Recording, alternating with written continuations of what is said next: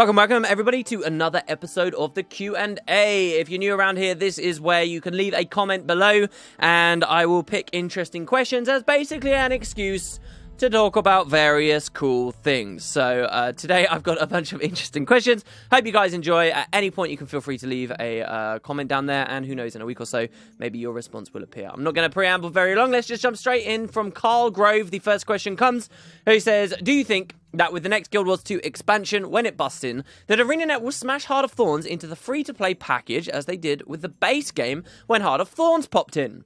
First of all, I think you've worded your question in a really interesting way, but this actually may seem really brain dead and really obvious straight away. In fact, my default response always would have been, well, yeah, obviously.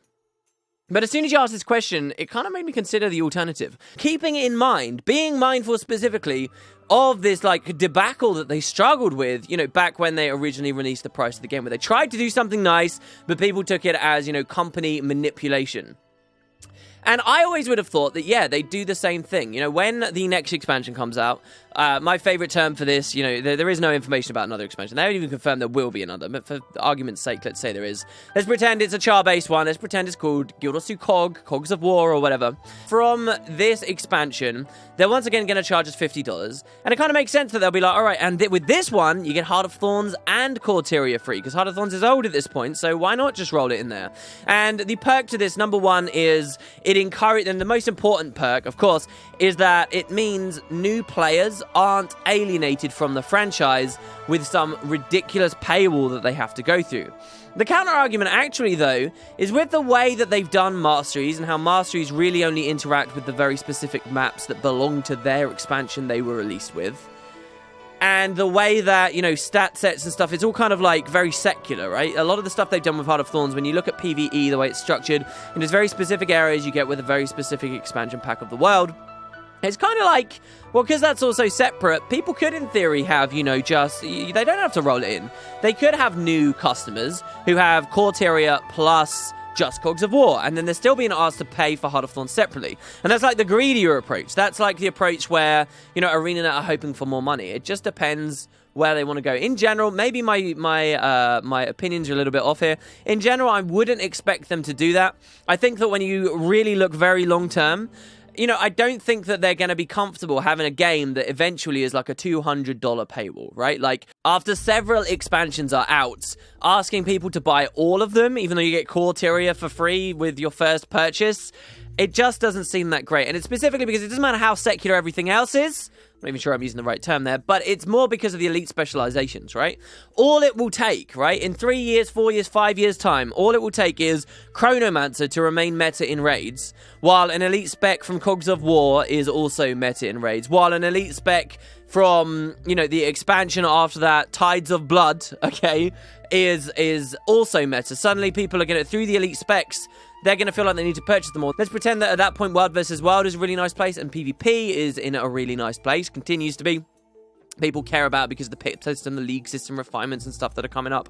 And you know, there's suddenly a lot of money being asked of people. Already, for the PvP side of thing, we're not in that dream scenario where free-to-play players feel truly welcome just because they're locked out of the elite specs, which are, you know, power creep and do dominate an awful lot of the builds. We did an interesting guild tournament today where a non-specialized power necromancer beat a specialized reaper to actually win a precursor for the entire tournament, but still, I wouldn't argue that's your average situation there. So, yeah, it's actually a bit more nuanced. It's a bit more of a difficult discussion to get into, even before you consider, you know, any backlash. You know, there's also some mentality that I guess Arena don't want to encourage in their players, and that is the idea that you can skip an expansion for more value later.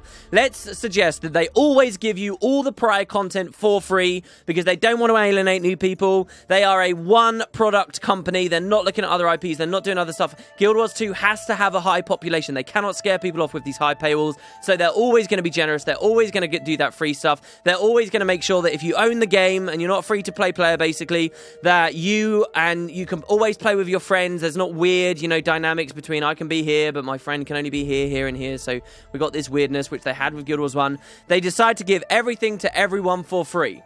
Well, now I'm sat there and I'm like, I don't really care too much about Guild Wars 2.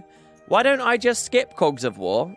get the expansion after it. I mean, I'm just starting university or whatever I'm thinking, right? Like maybe something's going on in my life. I would just skip it. I wouldn't feel bad about skipping it because I know I can get it for free 2 years down the line anyway when the next expansion comes out. So there's that precedent. And the dangerous thing about that isn't necessarily that, you know, people might delay, but when you're talking about such long delays, a 2-year delay, I think in all likelihood, 9 out of 10 consumers that think that go through that thought process for a little bit more value, 2 years down the line, so much about your life can change. You're not going to care anymore, and ArenaNet might just lose that customer forever. And that I think is the main thing that might dissuade them from doing a business model like that. Be curious what you guys think. I just kind of wanted to highlight the arguments. Obviously, in the perfect world, I'd like the cheaper option, but I think the actual discussion of what ArenaNet go for is a little bit more difficult than that.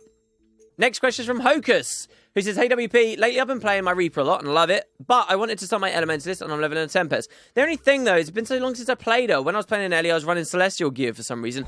Is it still viable, or should I just drop Celestial Ellie Dream?" No, it's absolutely still viable. I think the idea of roaming on a Celly Ellie is still absolutely possible. There are some classes that get a lot of benefit out of Celestial Gear. Celestial Gear, for those completely uninformed, is the gear type that gives you a little bit of every stat in the game. And because you have such a wide pool of stats, it actually gives you a lot of them. And your global stat base is actually higher than other players who have less, but they're more specialized, right? So they do more damage, or they're more tanky, or they're more healy, or whatever. So Celestial really works on some classes, and those are the more the jack-of-all-trades classes. I kind of believe that you kind of got a jack-of-all-trades class on every armor tier. I believe mostly, and this isn't to say Celestial doesn't work on those other classes whatsoever, don't misunderstand me, but I believe, you know, Elementalist is really, really great because it's got its 4 achievements. It's got capacity to condi, capacity to damage, capacity to heal, capacity, a necessity rather, to be somewhat tanky because of its innate squishiness, all in any build you run. It's got all that stuff available. Engineers with their kits and their extra skills on their unique progression mechanic, even though they may lose their weapon swap. You know, like Pistol is not very hybrid, but you know, when you look at Rifle specifically, it's a great hybrid weapon. Celestial really shines on the Engineer. And then even perhaps to an extent, you've got the Revenant for heavies, that once again can take some reasonable use of Celestial, but that one's a little bit more shaky. Anyway, so Elementalist will always be a great class for Celestial. I wouldn't get rid of that stuff. It's just, unless you're like roaming around looking for 1v1s and stuff in World versus Worlds, you might not see too much use for it in PvE, but you know, open world PvE, even in the expansion, is kind of do what you want, right? Like, it's really not that hard. The only thing that open world PvE for the expansion it does is it disincentivizes ultra squishy stuff on already squishy classes, which you are an Elementalist. So I wouldn't get rid of it. I'd be happy with it. Moving on, we've got Night Stalker X, who said, Night X Stalker, who said, "Hey WP, after the New Horizon achievement in Act 3 of the Hearthorn story, we get a door. It appears to be leading to the largest Asuran structure on the map. Do you think the Ratanovans are still there? Or maybe our story will continue there in Living Story? What are your thoughts?" Basically, exactly in line with yours here. I don't have too much more to add, but I cannot state this enough. The more I mention this, the better. I wish that I'd known or participated in this achievement when I did my original story review, when I did my dedicated videos talking about what's coming up in Living World. People have to understand this. This single achievement is one of the biggest indicators of where Living Story is going. We already have so many reasons to believe that Ratanovus is going to be, where this Living World picks back up, just because of where Timey is. The achievement, for those that don't know, it kind of has you looking around at leftover journals and scraps of paper and things from a couple of Asura who were in the city as all chaos was descending upon them, and ending up escaping through a secret Asura gate that you end up configuring. You find a code, you enter. It's a really well designed achievement. I cannot say enough, actually, how well they did some of those achievements and how well some of those achievements tell story in the expansion. They did very, very well, but it leads you to a mysterious door. And of course, who's in the room where we calibrated that Asura gate in our achievement? Well, Timey is. It's so obvious that we're going to be going there, not to mention the uncategorized stuff. I just have to reaffirm this to people. I do believe this is where the Living World is going to be picking up very quickly, and where our next map will be. I mean, just look at the world map, for Christ's sake. There's such an obvious gap there. Next question was kind of an interesting one, because it's not something I'd considered, but it segues me into some discussion that I feel like I do too much discussion on this, but it's a little bit to do with healing, all right? We won't spend too long. Felix Karen Roy said, "I had a crazy idea the other day. What if they added critical heals? That would make Magi's gear much more interesting. But seriously, what do you think about the implementation of new mechanics like this one to encourage the use of different stat sets that no one or almost no one runs?" This is a really interesting idea. The idea that you'd have healing crits, because healing is very flat, it's very basic, it's not very nuanced at the moment. If you look at the raw heal sets, we've got a few, okay? We've got kind of a mix of boon duration one with minstrels. You've got kind of a bit of condi damage on one of them. But the two that I really like have got, like, by design, an interesting mechanic is Magi's versus Clerics, you know? They're both healing power major. One's flat damage, power with toughness, that's Clerics. The other one is crit damage, precision, with vitality instead of toughness. So they're like two sides of different cons. They're cool. But the precision really isn't worth very much on Magi's. Now, you guys might not know, it's a bit of old design now, and the more time that passes, the more new people come to the franchise, the more this is going to be forgotten. We did have a sigil and rune pass, a balance pass. I thought it was going to be much more significant than it ended up being. It was a great patch, and I do not want to understate how good that patch was. It improved a lot of runes, a lot of sigils. There were so many weird inconsistencies with stat sets and stuff before that just completely destroyed so many rune sets. But they did a good patch. But what they did with this patch was, at the launch of Guild Wars 2, most of the sigils that had special effects, okay, that weren't weapon swap ones, were on crit sigils. And so Arena had this interesting idea. They kind of ghetto had this idea, believe it or not, of crit heals. Nobody played into it because it was terribly designed, like balanced numerically. But what they had was, you know, if you wanted to play a precision healer, where you would get your benefit of that precision is through your sigils, which would do extra heals on crits, right? So that's where you would have your critical heal, because you'd be proccing your sigils through it. And then when the sigil rebalance came through, ArenaNet kind of realized, oh, this is terrible. Nobody likes doing this. So instead, they changed a lot of those to just on hit sigils. So now all you got to do is be attacking. You don't need the precision. Of course, this neuters the idea even further. Even though those sigils are now more viable, neuters the idea even further of a crit healer. Maybe this mechanic would be good for Guild Wars 2. Maybe, you know, if we're talking about the healing mechanic, maybe the idea of overhealing would be good for Guild Wars 2. I've talked a lot. People should understand it's so easy to build too much healing power in this game. It's so easy to overheal. It's a very serious thing that happens all the time. People don't realize. The idea, an overheal mechanic, if you guys don't know, is like, let's say I'm on my warrior and I have 20,000 health, okay? I lose 2,000 health because I got hit by an auto attack, and now I've got 18,000 health, right? If an Ellie splashes a big heal on me, a 6,000 health heal, that 6,000 health heal is only going to heal for 2,000, because then I'm at max health, right? So I can't be healed anymore. Overhealing is the idea that wasted 4,000 the Ellie would have put on me actually goes through. And now, even though as a warrior, I should only have 20,000 health as max, instead, now I have 24,000 health max because of the overhealing. And the counterbalance to this, to stop vitality going crazy, is when you overheal a character, it degens really fast. So that extra 4,000 that I just gained is like degenning ridiculously fast. So it kind of like splashes up and it helps you a bit for a little while.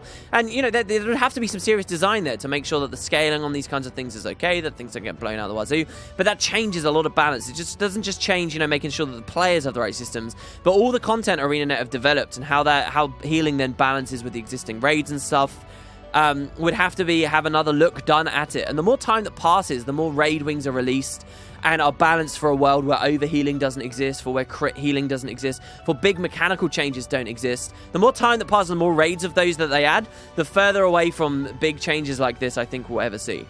Changes like this would be motivated by PvE, and you have to remember that they balance primarily for PvP. There is some appreciation for the PvE side stuff, but I think what ArenaNet's idea might be is that they just design specific content to incentivize stuff, rather than changing class balance. Alright, so what do I mean by that? I mean that the balance team will focus primarily on what makes PvP fun for balance. So the great example right now is Daredevil. Daredevil's actually getting the shaft in PvP too at the moment. But for PvE, Daredevil's really, it works in raids. We've seen people clear the raid wing with Daredevils. It's okay. It's not the worst thing in the world, but they're in a perfect spot. So what do ArenaNet do to that? Do they buff the Daredevil? I argue that future raid wings they add, they're going to design content that the Daredevil excels in. So they're going to look at the strengths, the design strengths of the Daredevil, an evasive class, a fairly mobile class, a fairly high damage class, but very little team support. They'll look at the virtues of it, and where those virtues exist, they'll try and play into them. And if they can, then they'll design the wing to help out there. But if the virtues just are not strong enough in the first place, then the PvP devs, you know, will help them out as well, the balance team. And I think that that's how they're going to try and do this impossible juggling task that we've been talking about so much. But all of that said, to tie this back into the question, overhealing, crit healing, downstate healing, any kind of new mechanic even not to do with healing, obviously. Will we see them come into Guild Wars 2? I think the more time that passes, the more the answer to that question is no. And I think it's specifically because as more Raid Wings come out, it's going to take a lot more effort to look back at the old balance and make sure they stay in a good place instead of letting power creep trivialize them. As we've already seen a little with the Chronomancer World Change, I must say. Alright, next question is from Chris Plipplop, who said, could the Colossus in the Fractal be the Great Dwarf? Well, no. The reason I picked this question is an obvious answer to this question, but I did want to talk a little bit more about the Great Dwarf to you guys, because I learned some stuff about the Great Dwarf recently, and talking about lore is cool. So, first of all, the Colossus in the Cliffside Fractal. The Colossus we really know nothing about. There are hints that perhaps this could have something to do with Cantha because the design of the enemies there, but really it's very flimsy reasoning. ArenaNet did on the forums talk about the idea that there is some fractals that deal with mythic history, super old history. I believe that's probably what we're looking at with the Colossus. Until the devs give us more information there, though, I don't quite think it's enough to tantalize me and excite me. But he's a cool character. Don't forget, actually, one of the seasons in the lore is named after the season of the Colossus. So, the idea that this is, he's somehow tied to the seasons of Tyria. We know very little about how the solar system works and the axial tilt of Tyria or any of that kind of stuff. So they could add a high fantasy reason for that. That could be really interesting, but they've not really tied into any of that. We do at least know that it's not the Great Dwarf, though.